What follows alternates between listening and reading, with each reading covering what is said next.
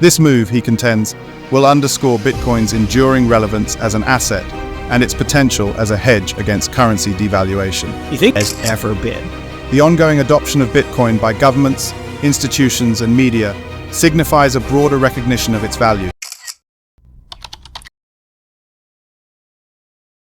Get ready for a seismic shift in the financial world as BlackRock, the world's largest asset manager, prepares to launch a Bitcoin ETF. This could be the catalyst that sends crypto prices soaring to new all-time highs. But what does it mean for investors? In this video, we'll break down everything you need to know about BlackRock's Bitcoin ETF, and discuss the potential impact on crypto prices.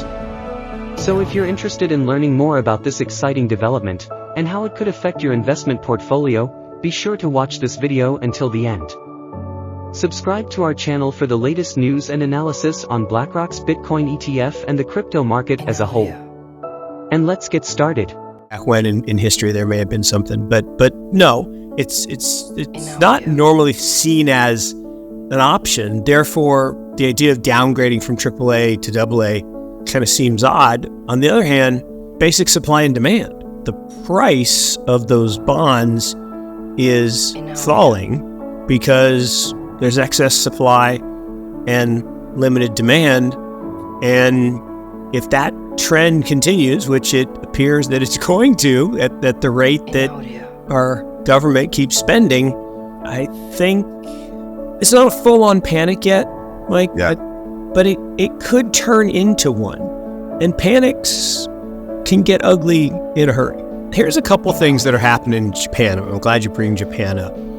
So if I asked listeners, what's the best performing global market this year? Most people would say the United States, right? Very few would say, well, wait a minute, Europe's outperforming the US, and actually Japan is outperforming both of those, and then emerging markets are a distant fourth. You know, Japan stocks have been en fuego. I mean, completely en fuego. And part of that's because their return on invested capital has been the same as US companies. Now, their ROE has been much lower because they're not very capital efficient. They keep too much cash on the balance sheet. They don't do M&A. They don't do restructuring. They let bad businesses kind of just go on. Sounds like what we were doing there for a while. And so the only way out for Japan for years has been to weaken their currency. And, you know, if you ask again, the average person, how's the yen doing this year?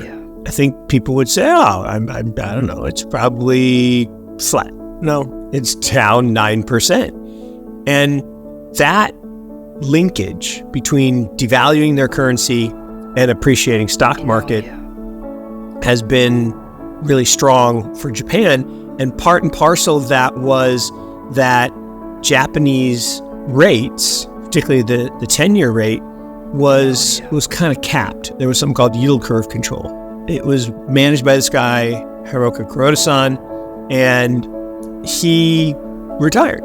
And Crazy Kuroda-san is gone. They got this new guy, and he said that he was going to give up this yield curve control. It looks like a bigger move than it is, but on a percentage basis, it is a gigantic move up in rates. And the real problem is, as bad as the U.S. government budget deficit is, meaning interest on U.S. government debt now is bumping up against the highest level it has ever been.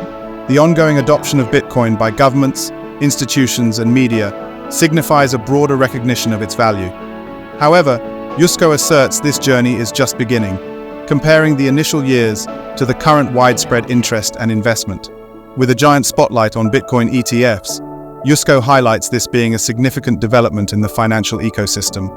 He also suggests that BlackRock, under the guidance of Larry Fink, will lead the charge in obtaining regulatory approval for a Bitcoin ETF. This move, he contends, will underscore Bitcoin's enduring relevance as an asset and its potential as a hedge against currency devaluation. You think about that. Yeah. Well, what does that mean? Well, we can't not pay the interest, right? Or then we default, which is what Fitch and others are making subtle noises about. Well, we can't afford to pay the interest if rates If we issued all the bonds at 0 and now rates are 5 on their way maybe to 6, how do we pay that interest? Well, this is what Japan has faced. And for years, their rates just stayed at 0. They just kept them at 0. And Kyle Bass for years would scream about how these guys had to default. And there was no way they could balance the budget. And they hit 100% debt to GDP, then 150%, then 200%.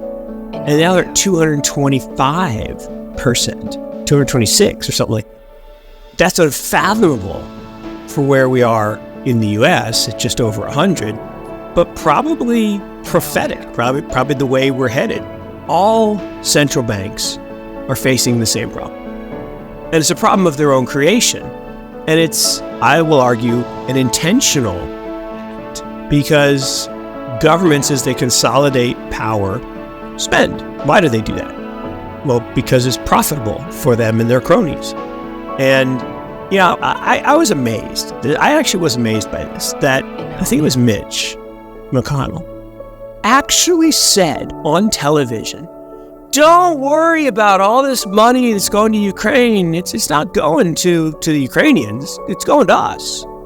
It's going to our companies to, you know, buy bullets and bombs and stuff.